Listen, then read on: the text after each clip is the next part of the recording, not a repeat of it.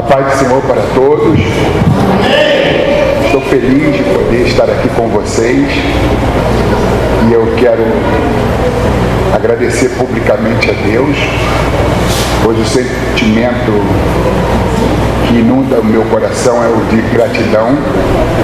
A gratidão é a primeira de todas as virtudes e a base de todas as outras.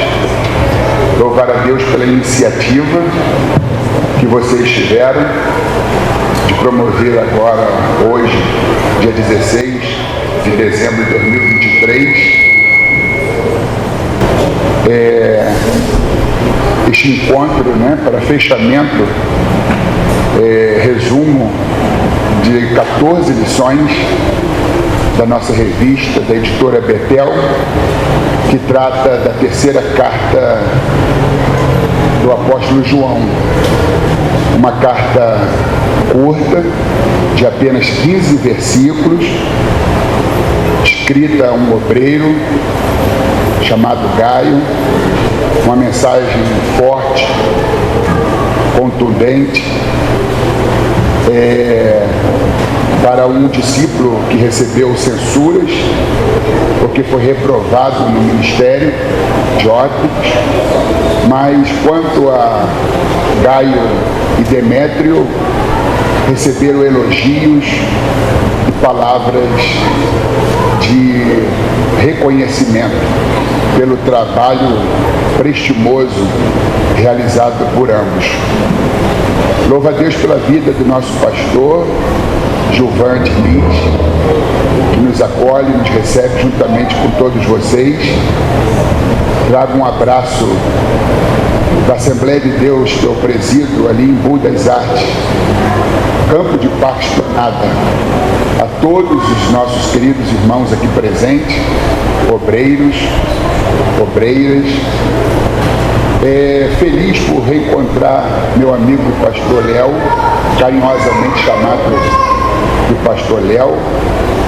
Também o nosso querido pastor Gilson Oliveira. Louvar a Deus pelo excelente trabalho realizado pelo meu xará, superintendente da EBD, Alex. Deus vai te recompensar muito pelo zelo que tu tem para a tua palavra, dedicação, ao ensino. Creio que Deus te dará voos altaneiros e eu quero viver para ver. E verei. Estou acompanhado do pastor Marcos Camargo, que é o meu fiel escudeiro, e louva a Deus pela sua vida também.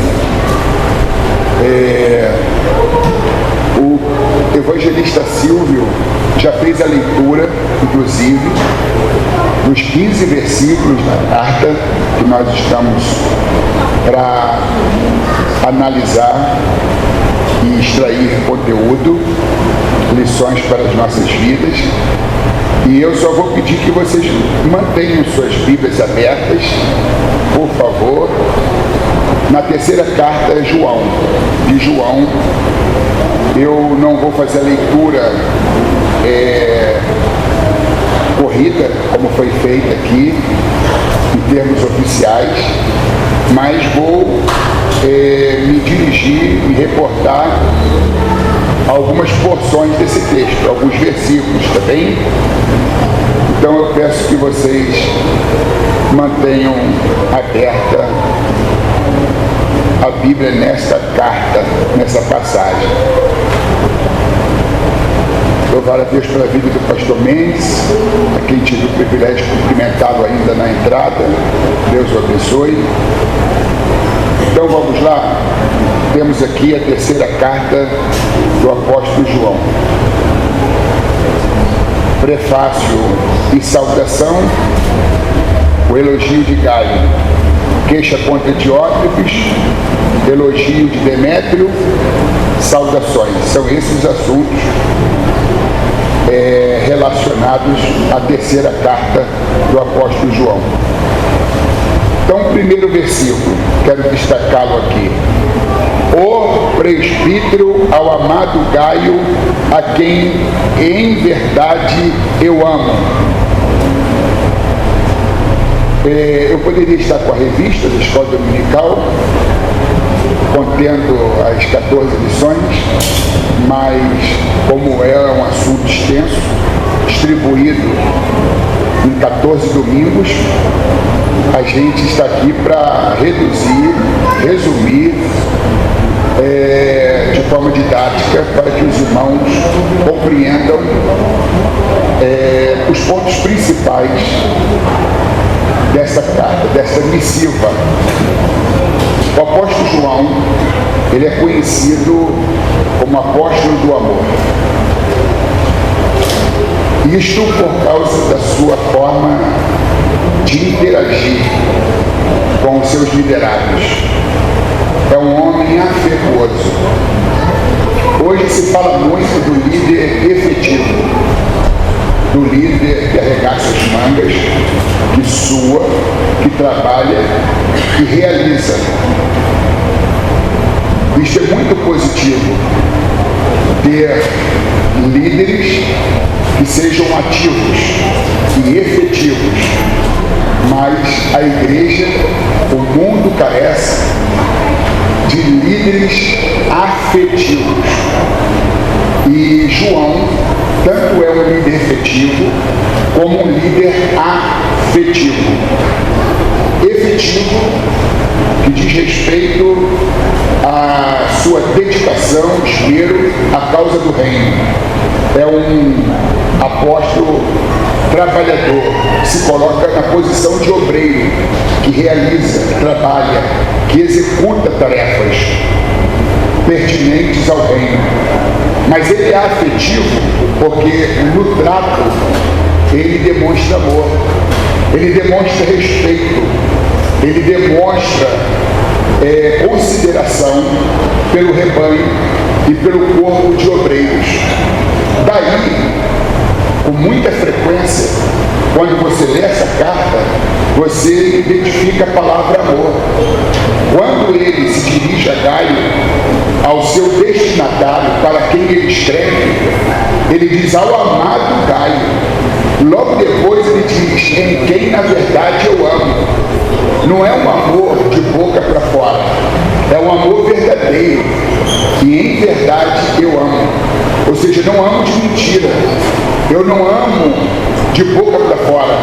Não é um amor verbalizado apenas, não é um amor fake, não é um amor superficial, artificial, é um amor legítimo, é um amor verdadeiro, a quem em verdade eu amo. E a gente deve procurar saber o peso, a forma, a legitimidade do nosso amor. Se não é um amor declaratório, verborrágico, eu amo, um amor banalizado, porque às vezes por força de expressão a gente diz que ama, mas e na prática? É o que João está demonstrando aqui. Ele ama de verdade, ele ama com o coração. Não é algo artificial, superficial, mas que parte das suas entranhas, de dentro, da parte mais recôndita, profunda do teu ser, do seu ser. E aqui diz o presbítero ao amado Gaio, a quem em verdade eu amo. Amado, pela terceira vez, a gente identifica a palavra amor aqui. Isso se chama trato afetuoso. Olha a forma respeitosa, carinhosa, empática, com que ele se dirige ao seu liderado, amado. E às vezes a gente vê que falta esta linguagem afetuosa. Eu digo que João foi um líder não só efetivo, mas afetivo. Por quê? Porque a palavra afeto significa aquilo que me afeta. E João era um líder que colocava o seu coração no rebanho. Era um líder que colocava o seu coração nas pessoas. É um líder que colocava o seu coração na igreja. Logo, tudo que de ruim acontecia na vida da comunidade ou na vida de alguém, ele sentia dor, como se dele fosse. Por empatia, que é a capacidade de se colocar no lugar de outrem e sentir o sofrimento, a pressão, a dor, a doença, a tristeza, a angústia, a desventura que o outro está sentindo. Então João é um pastor de alma. Ele não se tornou um profissional da fé, onde as coisas acontecem no automático. Carl Gustav Jung é um psiquiatra neo-freudiano, psicanalista, pai da psicologia analítica, nascido em 1875, morto em 1961, cerca de 7 anos antes de eu nascer, 6 anos antes de eu nascer. Ele tem uma fala que diz assim: conheça todas as teorias, domine todas as técnicas, mas quando tocar uma alma, seja apenas uma outra alma humana. E eu gostaria que vocês repetissem comigo. Digam assim comigo: conheçam todas as teorias, domine todas as técnicas, mas quando tocar uma alma, seja apenas outra alma humana. Você conhece pessoas que têm um conhecimento, um notório saber, conhecem todas as teorias, pessoas intelectualizadas. Você conhece pessoas que dominam todas as técnicas, um conhecimento diversificado, plural, que tem competência para operacionalizar disciplinas, conteúdo de sobra, informação sobeja, mas não tem coração. São pessoas áridas, secas, são pessoas fechadas, egoístas, pessoas que não amam, pessoas cujas falas são ácidas, pessoas destemperadas, pessoas sem pavio, ou quando não, pavios curtos. João não foi esse tipo de pessoa. Era um homem instruído, de notório saber, tinha uma larga experiência, conhecia muito a palavra de Deus, dominava muitas técnicas, mas tinha alma, tinha coração. Então que os obreiros, que as obreiras, os pastores, que as ovelhas, elas possam investir nos estudos, se aprimorar e ter competência, legitimidade para atuar em diferentes áreas do saber, mas não percam o amor. Por aumentar a iniquidade, o amor de muitos se esfriará. É o amor de muitos, poderia ser amor de poucos pelo menos, mas a Bíblia diz de muitos, e que nós não sejamos achados dentro desses muitos cujo amor se esfriou. Eu quero, digamos, me interagir com uma pessoa que está... Não tem como colocar letras garrafais, não? E unir essa frase com aquela, para não dar a entender que são 4 frases, do jeito que eu coloquei aí, tá bem? Aí depois a gente vai representá-la aqui. São 2 frases, tá bem? As 2 primeiras são uma e as 2 últimas são outra. E se possível, letras garrafais, porque eu tenho miopia e não trouxe os meus óculos. E passei já dos meus 55, né? Já estou com 56. Obrigado. E está aí, desse tamanho. Mas mesmo assim eu vou ter que olhar para cá. Ó. Obrigado, mas ajudou muito, tá bem?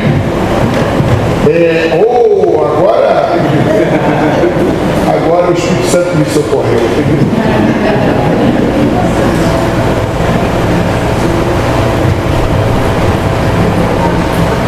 Então, esse quando tem como ficar lá em cima, na parte de cima, as duas primeiras frases são uma e as duas últimas frases são outra frase. Ok? Dá para fazer assim?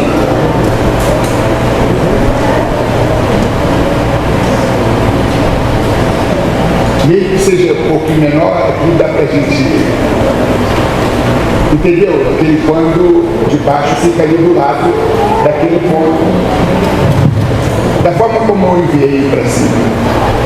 Quando tiver, a gente discute, tá bem? Esse assunto eu gostaria de chamar a atenção de vocês, porque eu acredito que essas duas frases falam, na sua essência, interpretam, traduzem muito bem essa carta de João. Você está com a Bíblia aberta em 3 João? Está com a Bíblia aberta em 3 João? Vamos ler o versículo de número 2. Diz assim: amado, desejo que te vá bem em todas as coisas e que tenha saúde, assim como bem vai a tua alma. Você viu que já é pela 4ª vez que a palavra relacionada a amor, no caso aqui amado, ela aparece nesse texto, ou seja, em 2 versículos, a palavra amor, ela aparece 4 vezes. Então isso revela o caráter amável do apóstolo João. Então, se você serve, mas sem amor, trabalha, mas sem amor, canta, mas sem amor, prega, mas sem amor, ensina, mas sem amor, rege, mas sem amor, evangeliza, mas sem amor, está na linha de frente, mas sem amor, é pura perda de tempo. Em 1 Coríntios 16, 14, diz que todas as vossas coisas sejam feitas em amor. Tudo que deve ser feito precisa ser bem feito. E como se fazer algo bem feito? Quando se faz com o coração, quando se faz com amor. Numa escala de 0 a 10, qual é o nível do amor com que você está fazendo, com que você está realizando, com que você está executando a obra de Deus? Então, peça para Deus renovar o seu amor. Teve um pastor da igreja de Éfeso que ele havia perdido o seu primeiro amor. E ele foi exortado a voltar à primeira caridade, a ter o coração na obra de Deus e no Deus da obra. Então, se for para cantar, cante com amor. Se for para varrer o chão da congregação, faça com amor. Se for para poder sair da sua casa, para vir à igreja, nesse trajeto, seja a pé ou de veículo, venha com amor. Como diz o salmista, alegrei-me quando me disseram, vamos à casa do Senhor. O amor, ele é manifestado através da alegria que você expressa quando você se propõe a fazer algo. Então, não permita que o amor e a alegria sejam comprometidos dentro do teu coração. E diz aqui o texto, versículo 2, amado, desejo que te vá bem em todas as coisas. Ele está dizendo que você tenha saúde integral, saúde psíquica, saúde emocional, saúde física e saúde espiritual. Mas a questão aqui é, João está escrevendo a Gaio, dizendo que você tenha saúde física, porque no que diz respeito à saúde espiritual e emocional, eu não tenho que me preocupar. Mas, Gaio, você é um homem tão dedicado, tão comprometido com a causa, que você se doa de coração, se entrega de corpo e alma, que isso pode sim comprometer o teu vigor, a tua saúde. Isso pode acarretar em debilidades físicas. E como eu te conheço, sei que tu teme a Deus, que tu tem comunhão com Deus, tua saúde espiritual está intacta. Mas por você ser de corpo, por você ser de carne e ossos, sangue, músculo e pele, cartilagem glutâmica, por você estar num corpo que se debilita, que se exaure, eu temo pela tua saúde. Então eu desejo que você vá tão bem no físico como você está bem no espiritual. Que tu tenhas saúde. Isso me remete a um jovem pastor escocês chamado Robert Murray McCain. Robert Murray McCain, isso lá no século XIX, ele nasceu em 1813 e ele colocou no seu coração um desejo enorme de evangelizar o seu país, que não é um país muito grande, a Escócia. E ele então envidou todos os esforços para levar a mensagem do Evangelho de canto a canto daquela nação.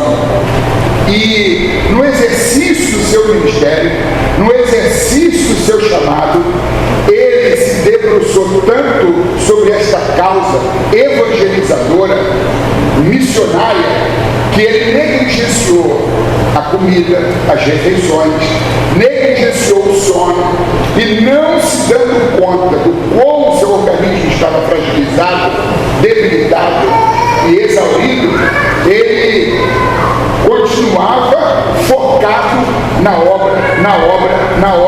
obra, se dedicando a um chamado ativismo religioso.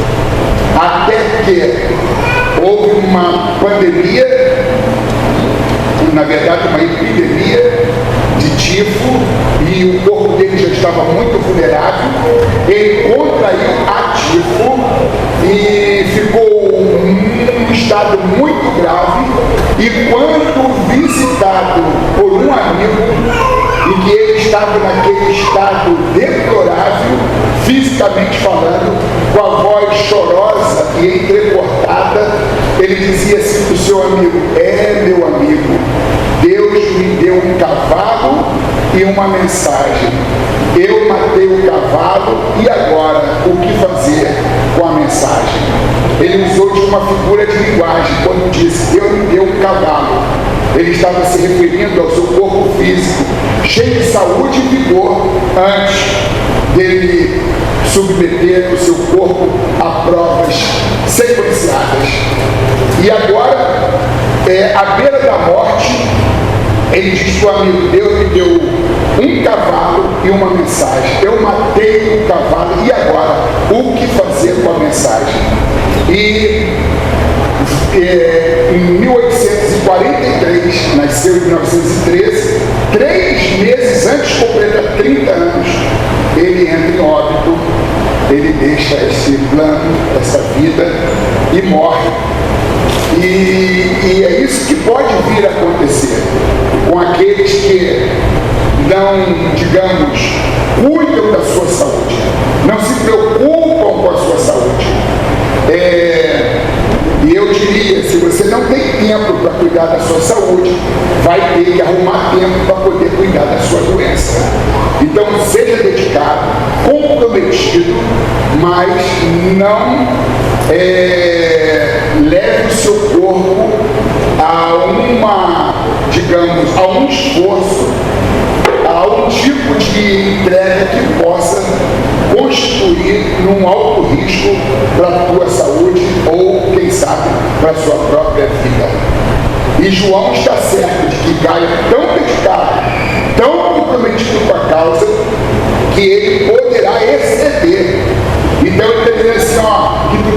saúde no físico, porque no tocante à sua saúde espiritual, eu não estou preocupado. Mas se cuide, se cuide, se cuide. Aí no versículo de número 3, vamos lá, versículo de número 3, porque muito me alegrei quando os irmãos vieram e testificaram da tua verdade, como tu andas na verdade. Quero destacar aqui duas palavras: alegria e verdade. Só elogios, né? Nós vemos aqui um líder, João, um liderado, Gaio. Então, um pastor que escreve a um obreiro, e João está falando da alegria que havia no coração de Gaio. Versículo de número 3, porque muito me alegrei quando os irmãos vieram testificar da tua verdade, como tu andas na verdade. João está dizendo: estou feliz, porque as informações que eu tenho tido dos obreiros e do rebanho que você cuida, que você apacenta, têm sido lindas e maravilhosas. João está dizendo: as informações que você tem me trazido, ou seja, não digamos, Gaio dizendo eu ando na verdade, são as suas ovelhas, são os seus obreiros dizendo sobre o seu pastor local. João, apóstolo, o nosso pastor local, ele tem andado na verdade. Ele não só ensina, mas ele vive, ou ele procura viver o que ensina. E não é alguém que está falando bem de si mesmo. A Bíblia diz em Provérbios 27:2, se não me trai a memória: louva-te o estranho e não a tua boca, os estrangeiros e não os teus lábios, porque é uma coisa ridícula falar bem de si mesmo. Pensa bem assumir essa tribuna, no caso eu, em chegando aqui, vou falar das minhas virtudes, das minhas conquistas, das minhas competências. O é feito para exaltar a Cristo. Então o pregador tem que se esconder atrás de Cristo e não esconder Cristo atrás dele. Estamos vivendo hoje numa época em que ministério deixou de ser serviço para ser servido. Ministério não é servido, ministério é serviço. E as três doenças mais crassas que nós encontramos hoje no século XXI são holofotite, pupilite e microfonite. Existem pessoas que acreditam que o reino de Deus, a obra de Deus, se constitui em holofote, luz de ribalta, em microfone e em púlpito. A obra de Deus é muito mais do que aparência, do que visibilidade. A obra de Deus acontece nos âmbitos de prostituição. As obras de Deus acontecem na Cracolândia, porque onde abundou o pecado, superabundou a graça.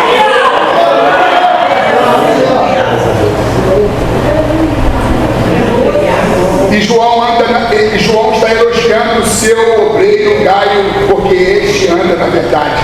E ele está dizendo: os teus filhos, a sua família, a família de Deus, a igreja que lhe foi confiada, os obreiros me falam do quanto você anda na verdade, do quanto você é íntegro, do quanto você é fiel. Não é Gaio que está falando disso, não é Gaio que está falando isso dele próprio. São as pessoas que estão dando testemunho de Gaio perante o apóstolo. Então Deus faz que as pessoas estratégicas, elas saibam a teu respeito quem na verdade você é, o que você está fazendo. Você não quer publicidade, você não quer visibilidade, você é despretensioso, trabalha porque ama, trabalha porque sente-se bem em servir o seu Deus, mas isto terá repercussão. Deus trará à luz, Deus trará ao conhecimento de muitos, e você vai se tornar uma referência, um paradigma, você vai se tornar um exemplo a ser imitado. E por falar em exemplo, vamos às duas frases que a gente vai conseguir aqui. As duas primeiras, ótimo. Diz assim, ó: quando vires o homem bom tente imitá-lo. Quando vires um homem mau, examina-te a ti mesmo. Vamos ver? Quando vires um homem bom, tente imitá-lo. Quando vires um homem mau, examina-te a ti mesmo. Essa frase de autoria de Confúcio, um sábio chinês, professor de ética, que viveu 500 anos antes de Cristo. Quando vires um homem bom, tente imitá-lo. Quando vires um homem mau, examina-te a ti mesmo. Quando a gente lê essa carta de João, endereçada a Gaio, nós percebemos que aqui nós temos alguns homens bons, a exemplo do próprio apóstolo João. Fizemos menção há pouco do quanto ele é, digamos assim, cheio de amor. Daí ser conhecido como apóstolo do amor. E Gaio também é uma pessoa muito amável. Gaio também é uma pessoa exemplar, a quem João só tece comentários elogiosos. Há um outro discípulo que nós vamos encontrar aqui, ele é citado, chamado Demétrio. É um discípulo também amável, trabalhador e dedicado. Então, só nessa carta, temos aqui João, Gaio e Demétrio. Quando vires um homem bom, e essa carta a gente vê 3, tente imitá-lo. Tome João como tua referência. Tome Gaio como teu modelo. Tome Demétrio como seu exemplo. E tente imitar estes 3 homens, porque eles são referenciais, eles são paradigmas, eles têm uma conduta padrão, digna de ser imitada. Agora, quando vires um homem mau, examina-te a ti mesmo. No versículo 9 e também no versículo 10, João cita um obreiro chamado Diótrefes, que procurava ter entre os irmãos o primado, a primazia. E a Bíblia diz que ele lançava palavras insultuosas ao líder maior, no caso o apóstolo João. Porque João havia, como diz aqui no versículo 7, pelo seu nome saíram, nada tomando dos gentios.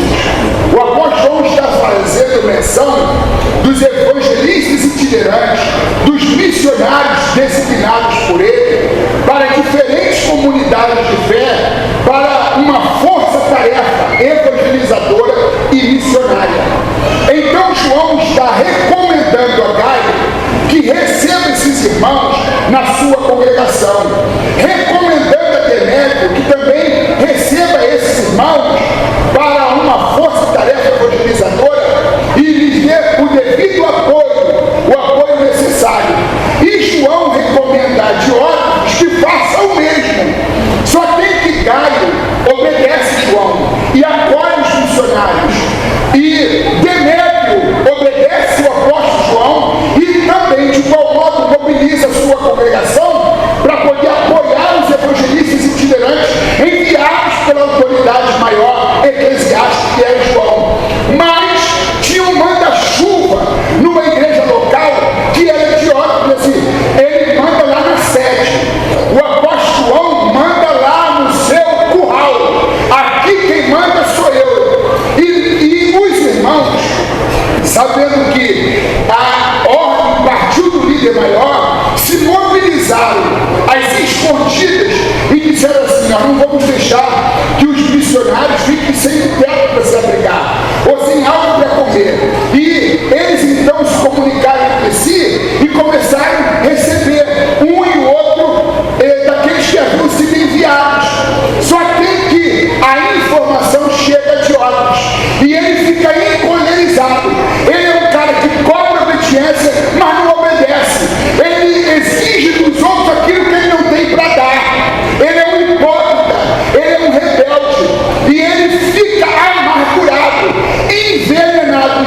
ele faz? O versículo 10 é um dos versículos mais tristes da Bíblia. Você está com a Bíblia aberta na terceira carta de João? Vamos ler então o versículo 9. Depois a gente se prende no versículo 10. Tenho escrito à igreja, mas Diótrefes, que procura ter entre eles o primado, não nos recebe. Ele não recebe a comitiva enviada pelo pastor principal, pelo líder principal, pelo apóstolo João. Ele breca, ele peita, ele resiste, ele desobedece uma ordem. Mas os irmãos furtivamente recebem a comitiva. E quando ele sabe, quando ele é informado, quando ele checa a informação, o que ele faz no versículo 10? Vamos ver comigo? Pelo que se eu for, João está dizendo, eu preciso ter um encontro com esse homem. Olhar ele nos olhos e dizer determinadas coisas, determinadas verdades. Olha o que diz aqui: pelo que se eu for, trarei a memória das obras que ele faz, proferindo contra nós palavras maliciosas. Se não respeita João, o líder principal, o que não fará com os obreiros? O que não fará com as pobres das ovelhas? Se peita João, como não vai tratar das ovelhas? Aí diz assim, ó, e não contente, esse tipo de gente nunca está contente, está sempre revoltado, mal-humorado, está sempre nervoso, não contente, não recebe os irmãos, não é receptivo, não conhece a bênção da hospitalidade, que no Antigo Testamento muitos hospedaram anjos sem saber que eram anjos. E diz assim, e impede os que querem recebê-los. Ele não só recebia, os irmãos, como ele impedia que outros os recebessem. Agora, a frase mais triste, ou uma das frases mais tristes da Bíblia, está no final do versículo 10. O que diz aí? E os lança fora da igreja. É tão difícil para colocar dentro da igreja, para colocar fora. Basta um rompante, basta falar sem filtro, basta dar lugar à ira, basta uma indelicadeza, um insulto, uma palavra pejorativa, e os lança para fora da igreja. Esse é o Diótrefes, esse é o discípulo, né, que faz o que quer, que age de maneira arbitrária, é um déspota, um manda-chuva de uma igreja local, é uma pessoa que não tem bom trato, é uma pessoa desequilibrada, emocionalmente desequilibrada, e ele os lança para fora da igreja. Isso é muito triste. E João, então, está a par do comportamento desta figura déspota, deste pequeno manda-chuva, deste homem que se julga o mandatário da obra de Deus. Aí tem a segunda parte dessa fala. Pode colocar aí para mim, por favor? A segunda parte do tema. Esse é o tema e o subtema. Vamos ver aqui.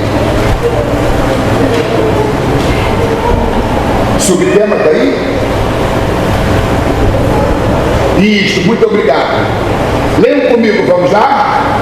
Se não for um bom exemplo, há de se contentar em ser uma terrível advertência. Se não for um bom exemplo, um João. Se não for um bom exemplo, um Gaio. Se não for um bom exemplo, um Demétrio, há de se contentar em ser uma terrível advertência, um Diótrefes. Os Diótrefes existem não é para serem seguidos, para serem imitados. eles servem de advertência.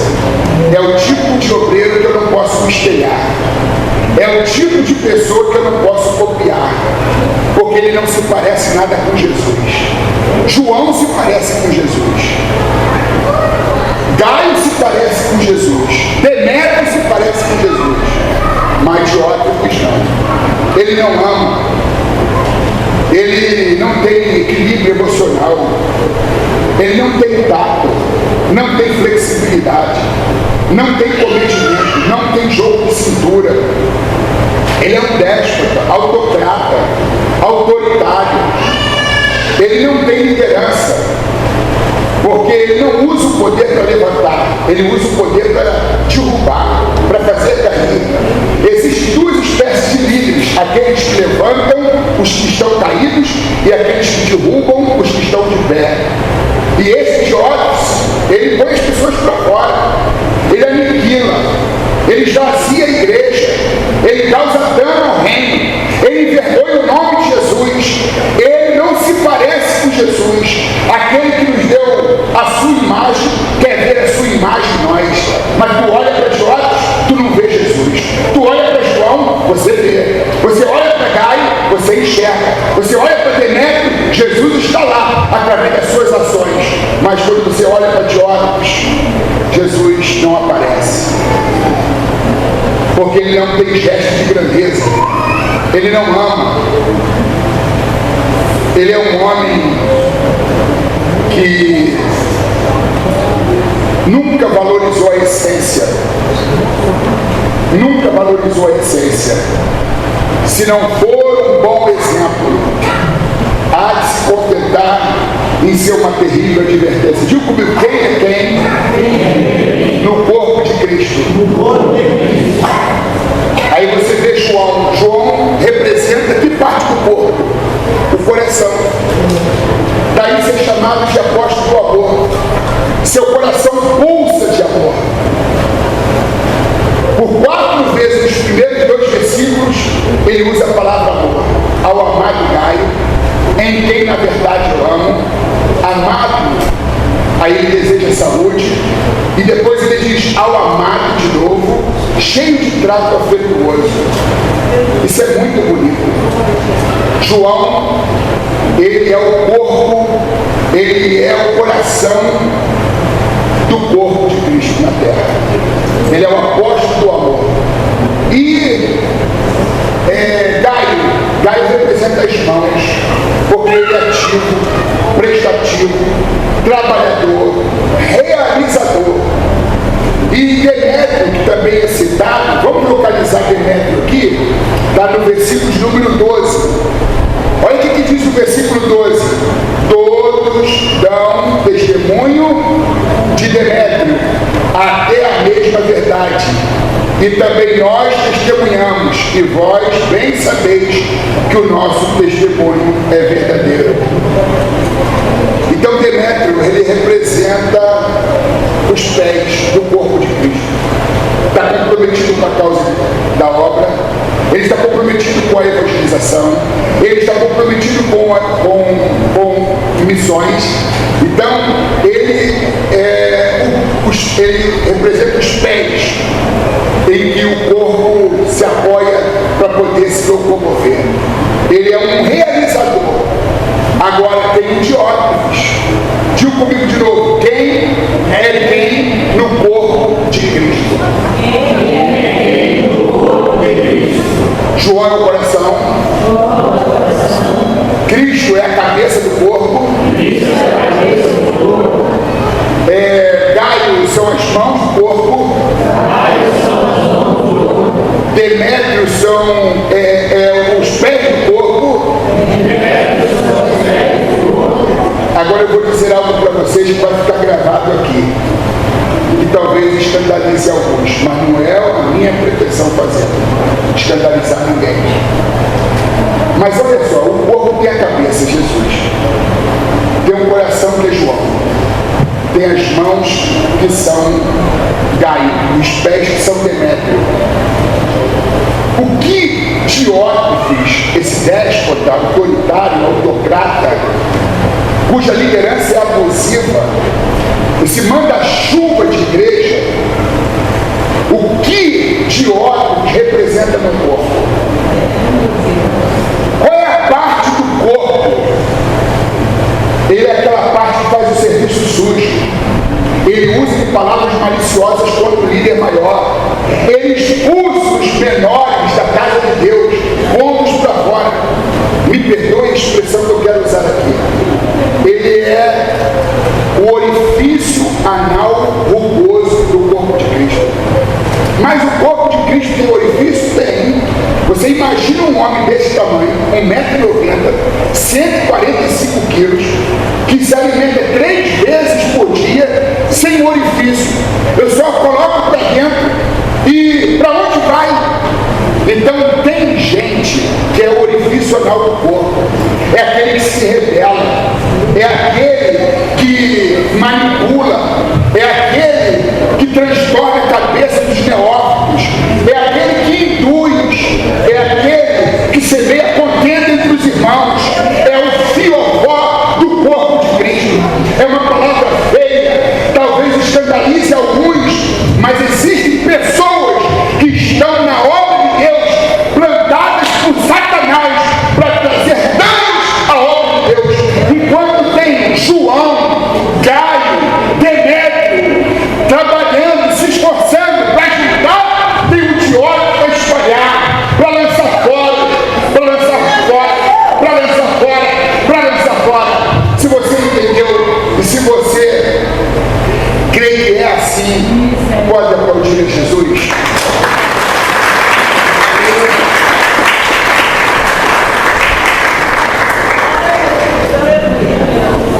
Digo comigo, corte barato. Digo assim comigo, corte barato antes que fique caro. Aí João começa a pensar, eu tenho que procurar na agenda uma data, um dia e hora, para eu estar tete a tete, usando de uma gíria, né? Aqui de São Paulo, mano a mano, com esse cara, olhar nos olhos dele, repreendê-lo, falar com ele sobre a sua liderança abusiva, conscientizado do quão errado ele está, porque eu não vou permitir que ele continue trazendo dano à obra de Deus. João não é omisso e nem covarde. Ele não faz vistas grossas. Ele vai se ver com Deus. Não, ele tem responsabilidade. Ele é o líder. Ele não pode permitir que alguém esteja em algum lugar colocando as pessoas para fora até as portas se fecharem. Então ele diz assim, eu vou procurar estar pessoalmente com esse indivíduo. Eu preciso ter algumas tratativas. Eu preciso colocar as coisas no seu devido lugar. Digo mais uma vez que o corte barato antes que fique caro. Aí, irmãos, tem uma frase que eu quero usar aqui de um escritor português, prêmio Nobel em literatura em 1998, e que nasceu em 1922 e morreu em 2010. José Saramago. José Saramago, ele tem uma frase que diz assim: a única maneira de liquidar o dragão é lhe cortar a cabeça, aparar-lhes as unhas não serve de nada. Digam assim comigo: a única maneira de liquidar o dragão é lhe cortar a cabeça, aparar-lhes as unhas não serve de nada. Existem líderes, pastores, que são manicures de dragões. Claro que o dragão é uma figura mitológica. Não há registro na história da existência de dragão, mas na cultura chinesa e em muitas literaturas ele é retratado como aquele monstro que gosta do fogo. tem presas enormes que causam danos, ferimentos, fazendo vítimas. E dentro da filosofia, da figura de linguagem, isso é cabível. A única maneira de liquidar o dragão é cortar-lhe a cabeça. Aparar-lhes as unhas não serve de nada. Aí em algum lugar tem um dragão de terno e gravata na frente da obra, sangrando os irmãos, fazendo vítimas, ferindo, cravando as unhas, machucando, humilhando, espizinhando, desenvolvendo transtornos mentais, deixando pessoas depressivas, ansiosas. Isso acontece, eu estou mentindo. Aí o líder maior é informado, ó, está machucando, ferindo e sangrando, tem que deter. Aí chama para uma tratativa no gabinete, chama o dragão, aí o dragão vem, sente-se aí, estou sabendo que você está ferindo, está machucando, está sangrando os irmãos, já vieram muitos aqui para falar dos seus abusos. Não é bem assim, é que eles me pintam como se eu fosse um dragão, um monstro, mas não se trata disso. Aí o líder chega nesse bota as unhas para fora, aí ele põe aquelas unhas enormes, algumas até sujas de sangue, de diácono, de novo convertido, da irmã, do irmão. Aí o líder vai e pega o kit de manicure. E o que tem no kit? Acetona, lixa, algodão. Me ajude aí. Alicatezinho de unha, tesourinha, mais alguma coisa? Temos manicures aqui? Mais o quê? Lixa, já falei lixa. Me ajude aí. Mais alguma coisa? Esmalte. Esmalte? Eu falei também. Aí o que acontece? Bota as mãos. Aí o líder principal vai lá e corta as unhas, lixa as unhas. Aí deixa as unhas curtinhas. Aí ele vai por 15, 18, 20, 25 dias. Ele não fere, machuca ninguém, mas 30 dias depois as unhas já cresceram. 45 dias depois as unhas já cresceram. E ele se esquece das informações, dos conselhos. Na verdade, lá, enquanto ele estava operando o líder, entrava por aqui e saía por aqui. Só estava esperando as unhas crescerem para fazer novas vítimas. Aí ele faz novas vítimas, é chamado de novo. Aí o líder manicure de dragão, pega o kit, faz a unha de novo. Aí a cada 45 dias, quem está lá? O Dragonation. E quem está lá? O pastor manicure de dragão. Para fazer a unha. Aí, irmãos, eu quero fazer uma aplicação aqui. A única maneira de liquidar o dragão é cortar-lhe a cabeça. Não é partir para a violência, pegar uma espada, uma faca, uma peixeira, literalmente falando, e cortar a cabeça. Não é isso, não. É cortar o mal pela raiz. Corte o barato antes que fique caro.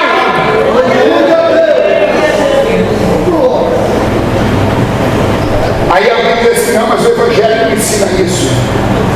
Quem poupa o lobo sacrifica a ovelha.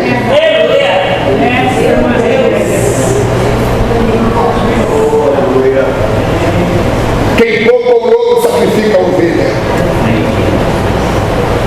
Quando Deus disse assim para o profeta Samuel, eu tenho rejeitado Samuel. Ele é quanto mais desobediente. Ele já extrapolou demais. Eu tenho rejeitado. Vai à casa de Jessé, o Belemita, porque dentre os seus filhos eu tenho me provido de um novo rei. Aí Samuel diz assim, mas Senhor, em Saul sabendo que eu vou constituir um novo rei, ele vai me matar. Olha o que Samuel está falando. Está falando da índole do rei, que era capaz de matar um profeta, sacerdote, juiz, como no caso de Samuel, se ele soubesse que Samuel estava indo a mãe de Deus ungir um novo rei. O que tu espera de um rei, de um líder, que pode matar um profeta de Deus, porque esse profeta recebeu uma ordem de Deus e está executando a ordem de Deus? O que espera de um homem desse? Aí Samuel, mesmo sabendo do risco de morrer na mão de um déspota, de um louco, ele ficou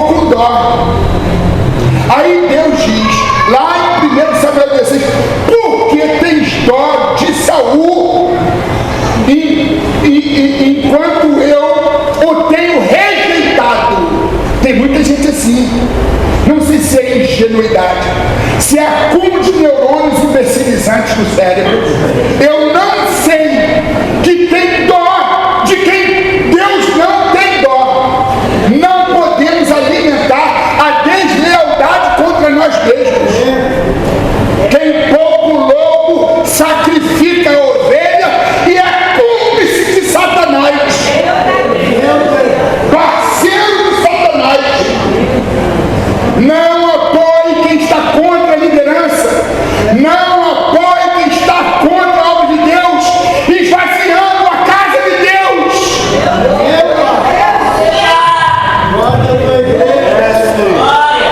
Samuel tem dó.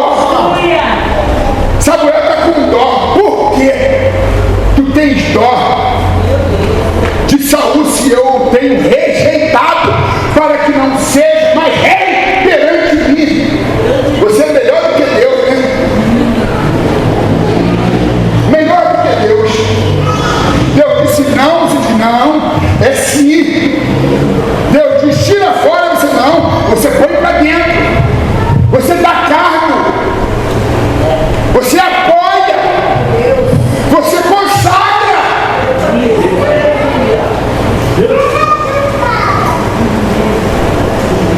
Você alimenta o monstro. A única maneira de liquidar o dragão é lhe cortar a cabeça. Aparar-lhe as unhas não serve de nada. João está dizendo, eu vou falar frente a frente, tete a tete, mano a mano. Vou dizer poucas e boas, vou colocar ele no lugar dele, vou destituí-lo da posição. Não posso alimentar deslealdade contra ele mesmo.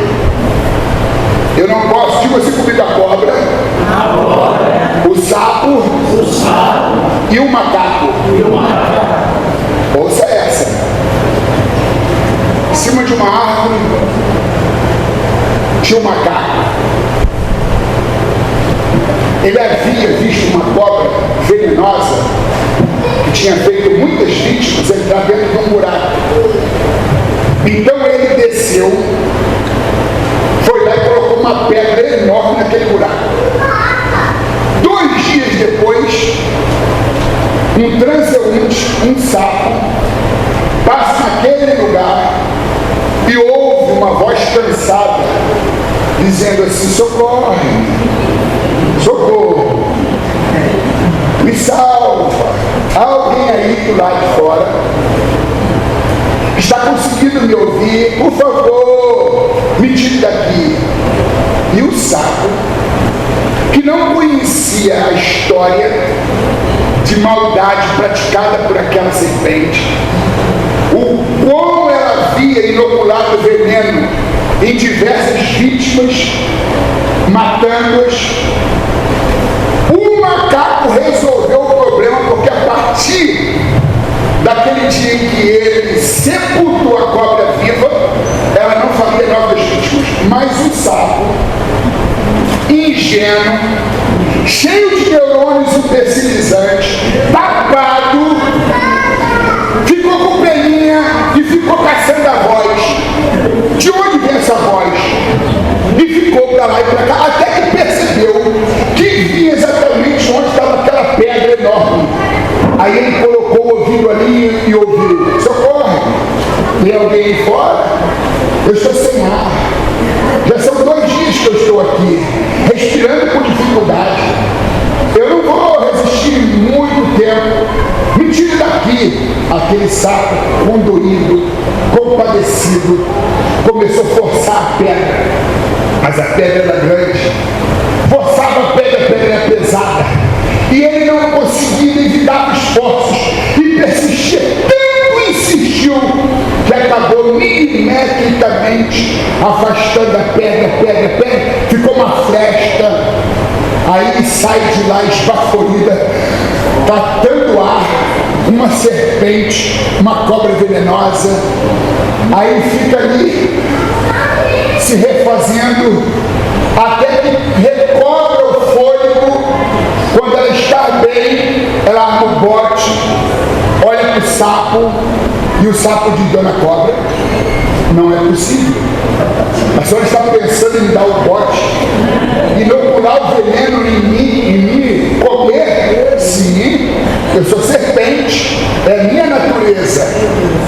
Aí quando armou o bote, que o macaco que estava lá naquela mesma árvore viu que o sapo ia dançar, quem dançou foi o macaco. Epa, epa! E veio, falando palavras, jogando-as ao vento, e disse: eu estou com a cobra está certa, eu apoio a cobra. Aí a cobra ficou lisonjeada,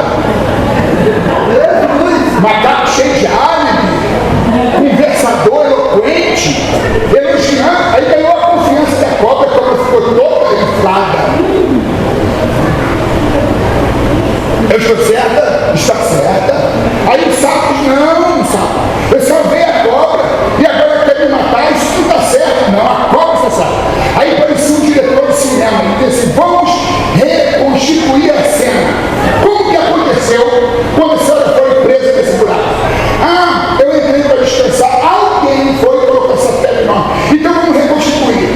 A pedra está fora do lugar, a porta está aberta, entra. Ela entrou, ingênua, ele foi lá e colocou a pedra de novo. Chegou para o macaco e disse: macaco, aprenda uma lição. Cobra não se salva. Até uma pequena cobra é uma cobra. E a pior cobra não muda de pele, muda de cabelo, de roupa, de vestido, de terno, de gravata. A Bíblia diz que pegarão as serpentes e não lhe causarão dano algum. Ou pegarão as serpentes, né? Beberão coisas mortíferas e não causarão dano algum. Pegarão a serpente. Quem sabe se a gente não fica pegando na serpente, Pai do Senhor, e a gente nem sabe que é serpente.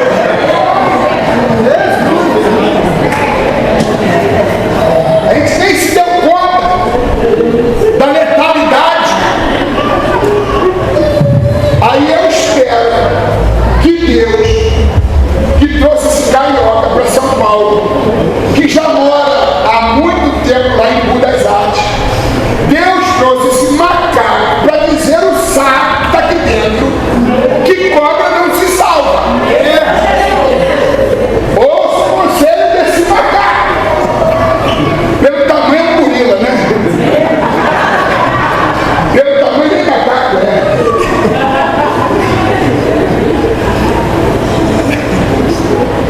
Mas tem gente assim, síndrome do profeta Samuel. Tadinho, Senhor. Deus está dizendo: eu cortei.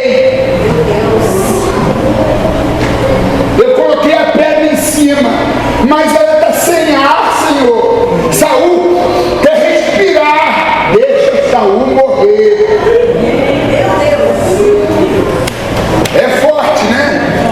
Não estou aqui para poder condenar ninguém, não. É a Bíblia. Ou você quer ser melhor do que Deus?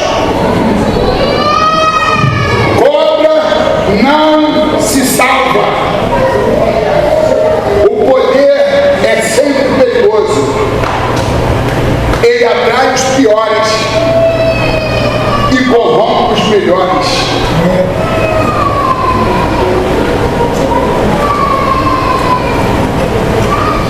E eu quero terminar aqui a minha fala, não vou cansar vocês não, mas é conscientizá-los. Quem é quem no corpo de Cristo? Jesus é a cabeça do corpo, João é o coração, Gaio são as mãos, Demétrio são os pés, e Diótrefes você já sabe o que é. E você? Quem é quem no corpo de Cristo? Digo assim: eu, você e o escape. O escape é aquele negócio lá feio. Irmãos, que eu seja o dedo mindinho, não tem problema, uma honra. Eu só não quero ser o escape do corpo. Que eu seja a mão, o pé, mas o escape, estou fora. Eu estou aqui para amar, para trabalhar, para perdoar, para ajudar e não para atrapalhar.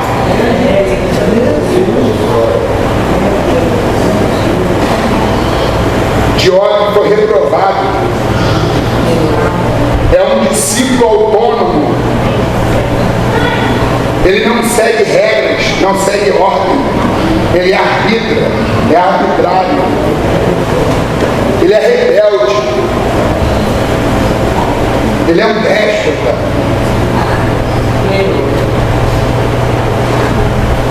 Ele não obedece a Deus, não obedece a Jesus, não obedece ao seu apóstolo. Ele é um infeliz. E ele inferniza a obra, a vida do líder. Diga assim comigo: gente feliz, bem resolvida, não inferniza a vida de ninguém.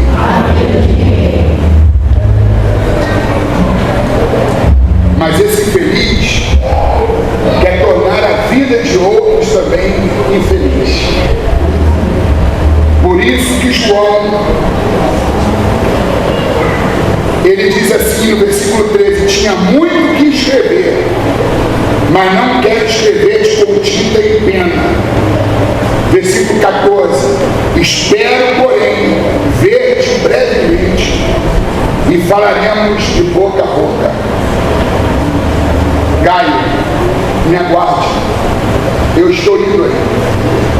Quero muito conversar com você presencialmente e aproveitar o teu encontro com aquele fiofó que está fazendo sujeira, causando danos à obra. Ele tem que ser afastado, ele tem que ser banido, porque ele é aquela parte do corpo que faz o serviço sujo. E aqui está a parte do corpo que faz o serviço limpo. Vocês podem aplaudir Jesus.